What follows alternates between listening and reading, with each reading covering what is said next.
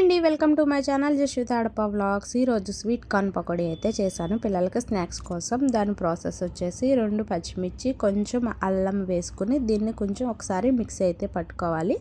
అందులోనే ఒలిచి పెట్టుకున్న స్వీట్ కార్న్ గింజలు అయితే వేసుకుని బరకగా అయితే మిక్సీ పట్టుకోవాలన్నమాట. ఎక్కువ పేస్ట్లా అయితే చేసుకోకండి, వాటర్ అయితే వచ్చేస్తుంది ఇందులోని. పకోడీ వచ్చేసి స్వీట్ కార్న్ కన్నా నార్మల్ పొత్తులు దొరికితే దాంతో ట్రై చేయండి, టేస్ట్ బాగుంటుంది. స్వీట్ కార్న్ వల్ల కొంచెం స్వీట్ అయితే వస్తుంది. ఇలా బరకగా మిక్సీ పట్టుకున్న మిశ్రమంలోని ఎక్కువ మిక్సీ పట్టినా కూడా దీంట్లో వాటర్ కంటెంట్ ఎక్కువ ఉంటుంది కదా, సో వాటర్ ఎక్కువ రిలీజ్ అయిపోయి ఇందులో పిండిలు ఎక్కువ పడతాయి అనమాట. అంత టేస్ట్ కూడా అంత బాగోదు. దీంట్లోకి వచ్చేసి బియ్యం పిండి ఒక 3 స్పూన్స్ వరకు అయితే బియ్యం పిండి వేసుకుంటున్నాను. బియ్యం పిండి వచ్చేసి ఎందుకంటే కొంచెం క్రిస్పీనెస్ రావడం కోసం అనమాట. బియ్యం పిండి యాడ్ చేసుకోవాలంటే బాగుంటుంది, క్రిస్పీగా వస్తాయి. దాని తర్వాత ఒక 2 స్పూన్స్ అలాగా ఒక పెద్ద స్పూన్తోనైతే 2 and 3 స్పూన్స్ అయితే శనగపిండి వేసుకోండి. శనగపిండి వేసుకున్న తర్వాత జీలకర్ర వేసుకోవచ్చు. ఇప్పుడు అల్లం ముక్కలు, పచ్చిమిర్చి ముక్కలు కూడా ఇలా వేసుకోవచ్చు డైరెక్ట్, కాకపోతే పిల్లలు తినలేరు కదా, సో అందుకని చెప్పి నేనైతే మిక్సీ పట్టేశాను. అలా ఇష్టం ఉన్న వాళ్ళు ముక్కల కింద కట్ చేసి కూడా వేసుకోవచ్చు.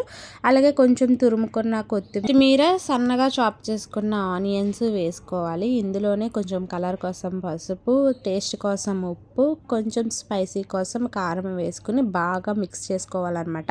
ఎక్కువగా పిసికేయకండి, ఎందుకంటే ఆనియన్లో వాటర్ ఉంటుంది, అదే ఉల్లిపాయలో వాటర్ ఉంటుంది, అలాగే స్వీట్ కార్న్ కూడా వాటర్ ఎక్కువ ఉంటుంది కదా, సో అందుకని చెప్పి జారుగా అయితే అయిపోతుంది. అలా మిక్స్ చేయండి, జస్ట్ అలా కలపండి. అవన్నీ కలిపేలాగా మిక్స్ చేసుకుని పక్కన పెట్టేసుకుని కొంచెం టేస్ట్ పెంచడానికి అనమాట ఇది జీలకర్ర పొడి, ధనియాల పొడి, అంటే వేయించి పొడి చేసుకున్న జీలకర్ర ధనియాల పొడి కొంచెం ఫ్లేవర్ కోసం అయితే యాడ్ చేశాను. ఇష్టం ఉంటే వేసుకోండి, లేకపోతే లేదనమాట. వేసుకున్నా బాగుంటుంది, వేసుకోపోయినా కూడా బాగుంటుంది. ఇవి వేసే కూడా మీరు బాగా మిక్స్ చేసుకోండి. ఈలోపు బాండీ పెట్టుకుని ఆయిల్ హీట్ చేసుకోవాలన్నమాట. బాగా హీట్ అయితే అవ్వాలి ఆయిల్. అలా హీట్ చేసుకుని మీడియం ఫ్లేమ్లో అయితే అడ్జస్ట్ చేసేసుకుని ఇప్పుడైతే ఇప్పుడు మీకు నచ్చిన షేప్లో అయితే పకోడీలా లేకపోతే వడలా మీకు ఇష్టం వచ్చినట్టయితే వేసుకోవచ్చు. నేనైతే కొన్ని వడల్లాగా వేసాను, తర్వాత ఏమో ఎందుకు వచ్చిందిలే అని పకోడీలాగా అయితే చిన్నగా అయితే వేసేసుకున్నాను. ఆయిల్ హీట్ అయిన తర్వాత వేసుకోండి, అలాగే మీడియం ఫ్లేమ్లో అయితే పెట్టుకోవడం అయితే మర్చిపోకండి.